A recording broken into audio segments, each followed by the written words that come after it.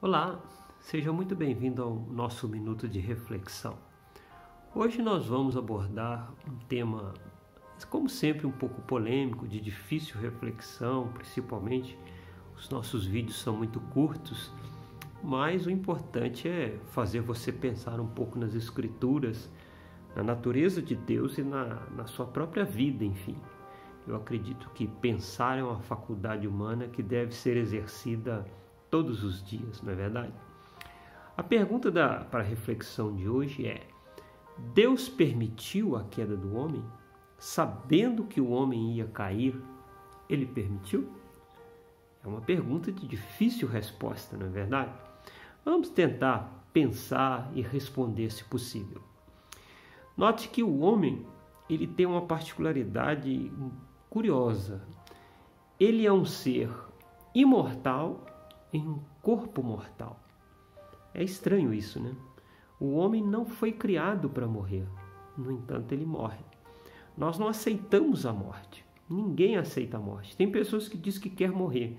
Ah, mas por que você quer morrer? Ah, porque meu pai morreu, minha mãe morreu, eu quero morrer também. Então ele não aceitou a morte do pai e da mãe. Então ele não aceita a morte. Ninguém aceita a morte. Por quê? Porque você não foi criado para morrer. Eu não fui criado para morrer. Nós somos um ser imortal em um corpo mortal. Se nós não tivéssemos comido do fruto, nós talvez estaríamos vivendo para sempre. Essa é a verdade, porque a árvore da vida também estava lá no Jardim do Éden e dessa o homem não pôde comer. Essa é a verdade. Muito bem, mas Deus permitiu? Vamos pensar um pouco. Deus criou os anjos livres. E o que é criar um ser livre? Os anjos tinham a oportunidade de pecar. Porque se você cria um ser livre e ele não tem oportunidade de pecar, ele não é livre.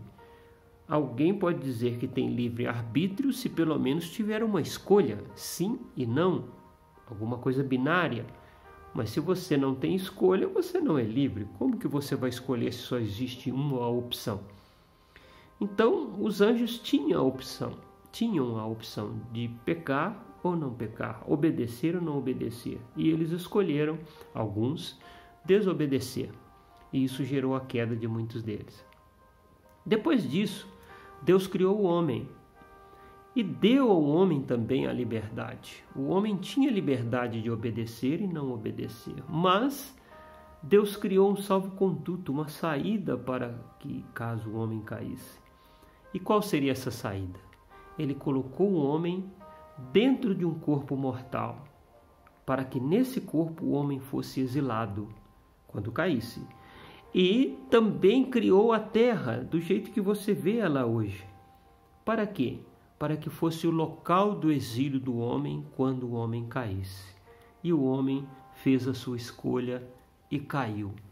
E por isso ele foi exilado para esse mundo e com a morte, que na verdade não é uma punição, mas a morte, ela é uma saída.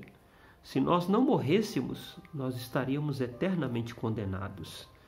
Deus condenou o pecado na carne. Se nós fôssemos imortais, presos ao corpo eternamente, nós nunca alcançaríamos a redenção das nossas vidas. Aí vem aquela pergunta, mas Deus sabia? Deus sabia que o homem ia comer do fruto? Por que ele não tirou o fruto lá do Jardim do Éden? Aí o homem não comeria. Como eu, você, quando nós criamos um filho, você tapa a tomada para que o seu filho não enfie nenhum clipe na tomada e morra eletrocutado. Mas por mais que você tape a tomada, o seu filho vai crescer. E um dia você não vai mais proteger ele, não vai poder mais proteger ele.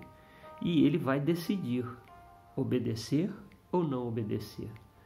Na verdade, quando você protege o seu filho, e faz muito bem protegendo, mas você está apenas retardando um processo de sofrimento, de escolha, de aprendizado e de crescimento, que é algo da vida. Essa é a vida que nós vivemos. Lógico, você não faz mal de proteger o seu filho na infância até que a sua mente tenha uma consciência capaz de escolher. Mas muitos, por não sofrer, não amadurecem. E quando chegam na adolescência que tem mais liberdade, o que eles fazem? Se tornam rebeldes, porque não foram disciplinados quando eram crianças. Mas essa é a natureza do homem. Mas Deus sabia? Olha, para dizer que Deus sabia ou não sabia, nós vamos ter que entender uma coisa. Nós, os homens, somos presos ao tempo, cronos, passado, presente, futuro. Nós estamos no presente, olhamos para o futuro e olhamos para o passado. Eu olho para o futuro, olho para o passado e estou no presente. Correto? E Deus? Deus não é assim, meu querido. Deus não é preso no tempo cronos. O tempo de Deus é kairos. Deus está no futuro e olha para o passado como se as coisas já tivessem acontecido. O seu filho que vai nascer, para Deus ele já nasceu. O seu neto que vai nascer, para Deus ele já nasceu. Já aconteceu. Quando Deus fala nas Escrituras que o Cordeiro, Cristo, foi morto antes da fundação do mundo, olha como que Deus vê as coisas. Isso é maravilhoso, né? E eu mostro para você na Bíblia que Deus olha para as coisas como se fossem passado. Se você abrir a sua Bíblia aí em Apocalipse 20, você vai ver João descrevendo assim: eu vi tronos e assentaram-se sobre eles as pessoas para julgar, e julgaram assentados sobre os tronos. Note que os verbos assentaram, julgaram, estava no passado. Só que João, lá na era apostólica, viu o milênio lá no futuro, mas ele falou como se já estivesse acontecido. Olhe bem, ainda hoje não aconteceu essa visão de Apocalipse capítulo 20, ainda não aconteceu. Mas João já fala como se já tivesse acontecido. Eu vi tronos e assentaram-se sobre eles, e todos aqueles que sobreviveram na tribulação, que não se entregaram à besta, ao falso profeta, viverão e julgarão e reinarão. E reinaram, perdão, desculpa a palavra. Por que João fala como se fosse no passado? Porque João naquele momento estava olhando, vendo com os olhos de Deus. Olha que maravilha, glória a Deus. João estava vendo o futuro com os olhos de Deus, então ele fala como se fosse passado. Para Deus, Jesus já veio. Deus vê as coisas como se já acontecesse. Antes de Deus criar o homem já havia caído aos olhos de Deus. Deus já sabia. O problema é que quando você pensa, mas se ele já sabia, por que ele não fez nenhuma interferência? Eu pergunto para você, será que essas interferências vão gerar um bem ou um mal maior? Essa é a questão, não é verdade? Essa é a questão. Será que interferir ajuda ou prejudica mais ainda? A verdade é que, apesar da queda, Deus deu ao homem uma chance.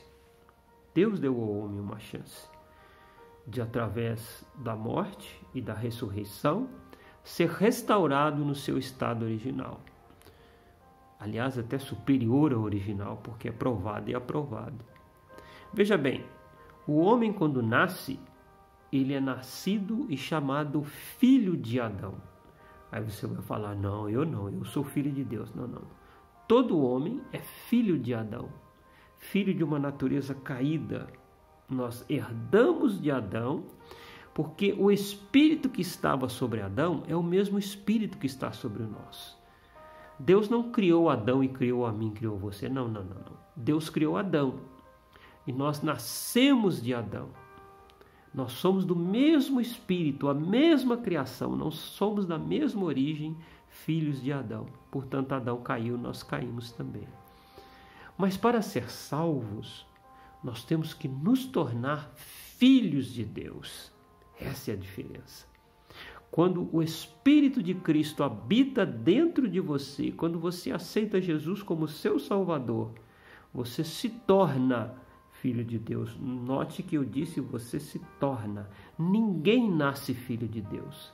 Nascemos filhos de Adão. E ao longo da nossa vida, nós temos que nos tornar filhos de Deus. E essa filiação é o Espírito de Cristo dentro de nós, que nos torna filhos e herdeiros da sua salvação. Note que às vezes na Bíblia chama Jesus de filho unigênito, filho único, e às vezes o chama de primogênito. Por quê? Porque uma vez que ele morreu e ressuscitou e habita em nós, ele nos torna filhos de Deus. Então ele já não é mais o unigênito, o único. Ele é o primogênito, o primeiro entre muitos irmãos. É muito bonita a palavra de Deus, não é verdade? É muito lindo. O que você acha de hoje se tornar filho de Deus? Se arrepender dos seus pecados, viver uma nova vida? Deus te aceita. Ele não lança em rosto os seus pecados. Ele já sabia que você ia pecar, mas Ele está pronto para te perdoar e te fazer filho de Deus. Não duvide, Deus te ama e te ama muito mais do que você possa imaginar, e Ele quer te salvar, tá bom? Fique bem e fique com Deus.